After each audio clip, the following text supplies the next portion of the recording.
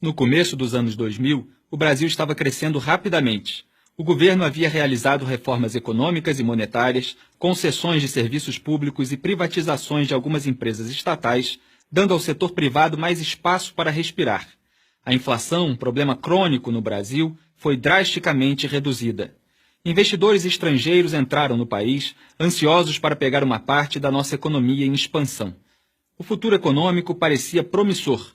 Mas hoje nossa economia está em ruínas, o desemprego e a dívida são enormes e políticos poderosos estão sendo investigados e presos por envolvimento nos maiores escândalos de fraude e corrupção da história do país. O que aconteceu? Em 2002, um político socialista chamado Lula da Silva concorreu à presidência. Ele era um socialista, mas posou como um tipo moderno e legal de socialista. Ele seria o político que acabaria com as divisões nacionais e uniria a todos. Ele até tinha um apelido, Lulinha, Paz e Amor. Mas a velha mensagem sobre a necessidade de redistribuição de renda para diminuir a desigualdade social ainda estava lá. A mídia, a elite acadêmica e celebridades garantiram aos brasileiros que, distribuindo o dinheiro dos ricos aos pobres, os pobres poderiam finalmente ficar mais ricos. Mas os únicos que realmente ficaram ricos foram Lula e seus amigos empresários e políticos. Isto só piorou com a sua sucessora Dilma Rousseff. Os socialistas aumentaram os gastos do governo, o déficit e a dívida. Eles chamaram isso de estímulo. Eles aumentaram o salário mínimo e os benefícios de programas sociais. Eles chamaram isso de justiça social. Eles aumentaram os salários e os benefícios de aposentadoria do funcionalismo público. Eles chamaram isso de investir no futuro. Eles criaram e distribuíram milhares de cargos no governo e nas estatais como favores a seus aliados políticos. E eles chamaram isso de governabilidade. Isto funcionou por algum tempo. O socialismo sempre funciona no começo. Mas os gastos do governo continuaram aumentando e o paraíso socialista desmoronou, levando junto a economia.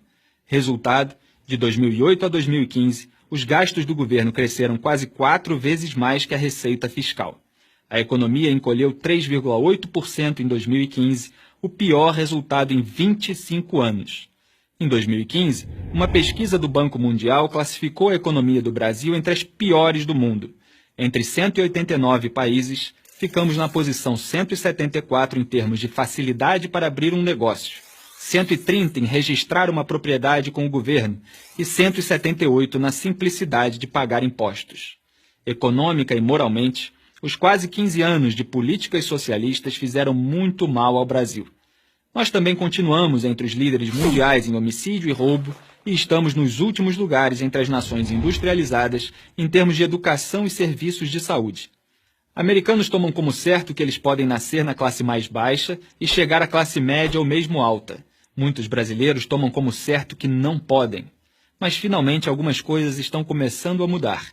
Talvez haja motivo para ter esperança. Hoje, mais e mais brasileiros veem que o capitalismo e o governo limitado são o único caminho a seguir.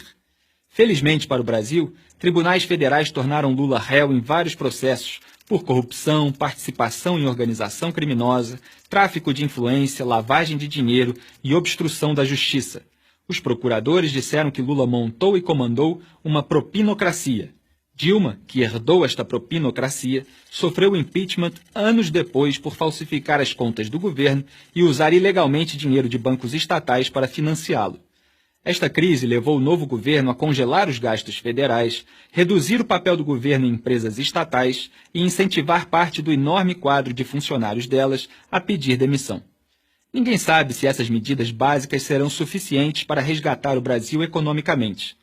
Honestamente, os danos foram tão grandes que talvez levem décadas para o país se recuperar. Mas se conseguirmos, não será o socialismo que irá nos salvar. Millennials americanos, tomem nota. Eu sou Felipe Moura Brasil para Prager University.